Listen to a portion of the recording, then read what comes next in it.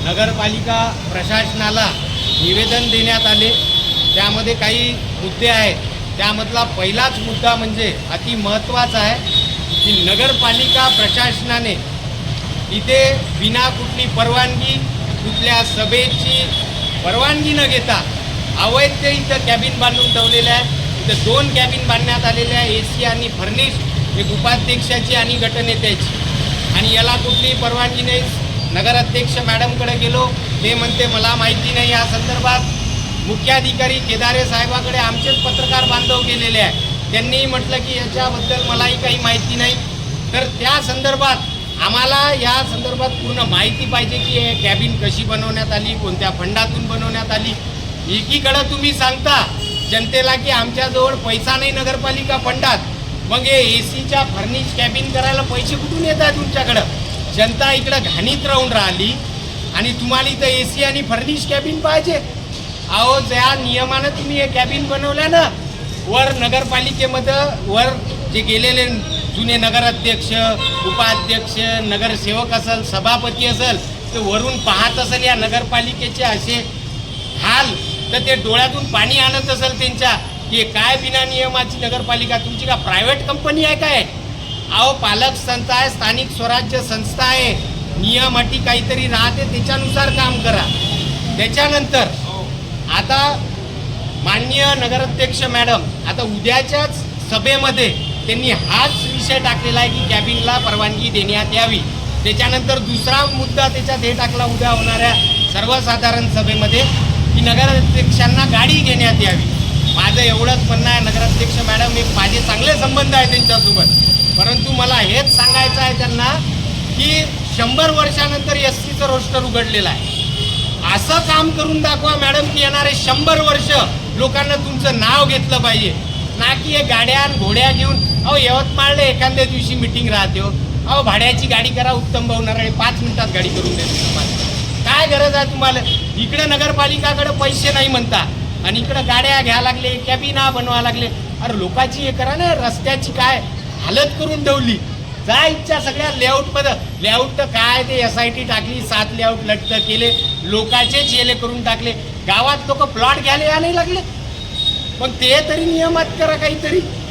सगळं इलिगल आणि बोगस काम नगरपालिकेचं इथं चालू आहे, हे सांगण्यासाठीच आम्ही इथं आलेलो आहोत। दोन्ही पक्षांनी, मी एक नाही म्हणत, जेही दोन्ही पक्ष होते त्या दोन्ही पक्षाचे जे निवडणुकीचा मुद्दा होता, ज्याच्यावर हे निवडणूक लढले, त्याच्यात होता की प्रशासकीय काळामध्ये अवाजवी करवाढ झाली होती।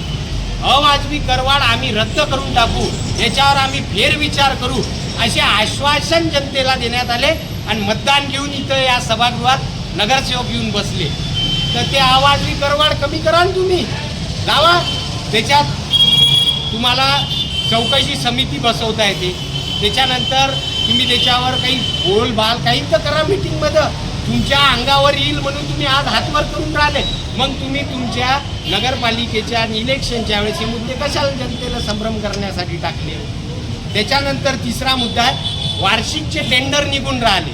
माझा आरोप आहे हे वार्षिक टेंडर दरवर्षी रिन्यू केला जाते, परंतु वार्षिक टेंडरला मुदतवाढ देण्यात येत आहे, कारण जे ठेकेदार आपल्या जवळचे असेल, नातेवाईक असेल, त्यांनाच मुदतवाढ वाढवून देण्यात येत आहे। माझा स्पष्ट आरोप आहे, मुख्याधिकारी साहेबांनी याच्याकडे तातडीने लक्ष द्यावे।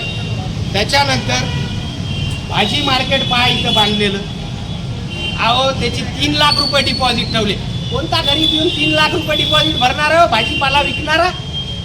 अहो, रस्त्यावर ते रस्ते खोदून ठेवल्यानंतर लोकांना गाड्याच्या गाड्या लावल्या तिथं, कारण लोकांना चोरी चकाटी आणि 2 नंबरच्या धंद्यानं पोट नाही भरायचं आहे।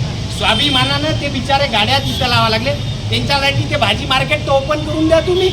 3-3 लाख रुपये डिपॉझिट घेसाल, कोण भरणार आहे? तुमच्याजवळ असेल पैसा हरामाचा, लोकांजवळ नाही आहे। त्याच्यानंतरचा मुद्दा आहे की हे सगळे जेवढा निधी या लागला, हे येऊन राहिला, सगळे जे म्हणून राहिले तुम्ही, काहीच नाही। पर्सेंटेजचं प्रमाण, हे माय ठेकेदार मित्र वर्ग इथं बसलेल्या पाहून घ्या, हे लोक येऊन सांगून राहिले अजिंक्य भाऊ म्हणे पर्सेंटेजचा मुद्दा मांडावा म्हणे। अहो 30-40% पर्सेंटेज घ्या लागले म्हणे लोक। आम्ही क्वालिटी काय देऊ? बरोबर आहे त्यांचं, काहीच चुकीचं नाही आहे, 30 आणि 40% कमिशन घ्यायला लागले तुम्ही, काढा माहिती. आणि जर चुकीचं मी बोलत असेल याच्यातला एकही शब्द तर 14-15 गुन्हे, डझनभर गुन्हे हे पोलीस बांधव आहे माझी इथं उभे, त्यांना माहित आहे. आरोपी नाही आहो, क्रिमिनल नाही आहो मी, जनतेसाठी घेतलेले गुन्हे आहे. आंदोलनं, कास्तकारासाठी आंदोलनं, मोर्चे काढून घेतलेले. जर चुकीचं काही खोटं बोलत असेल तर अजून 1-2 गुन्हे आमच्यावर दाखल करा. परंतु हे आज जे सगळे एक होऊन बसलेले आहे, दोघं एक झाले ना, लोकांचं म्हणणं आहे संजयमय झाली नगरपालिका. चला ठीक आहे, शुभेच्छा तुम्हाला, संजयमय झाली ना, शुभेच्छा. पण आज तुमच्या दोघांचे जे विकासासाठी तुम्ही एक झालेले आहे, मी एक नागरिक म्हणून, एक विरोधी पक्षाचा एक छोटासा कार्यकर्ता म्हणून माझी डिमांड आहे तुमच्याकडं, तुम्ही दोघं एक झाले ना. चला आमच्या डिग्रसमध्ये मुतारी घर जे आहे ना, महिला जे आहे ग्रामीण भागातल्या मेन मार्केटमध्ये उघड्यावर मुतारीवर चालल्यावर लाज वाटून राहिली आम्हाला. मेन मार्केटमध्ये मुतारा बांधा, मेन चौकात मुतारा बांधा. सल्यूट मारतो दोघाही संजय बोले, सल्यूट.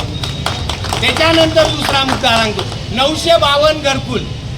ते अभयभाऊ इंगळे आमचा पत्रकार दरवर्षी माहिती टाकते. आज 15 वर्ष झाले घरकुलला न्याय भेटला नाही, आज 20 वर्ष झाले घरकुलले न्याय भेटला नाही.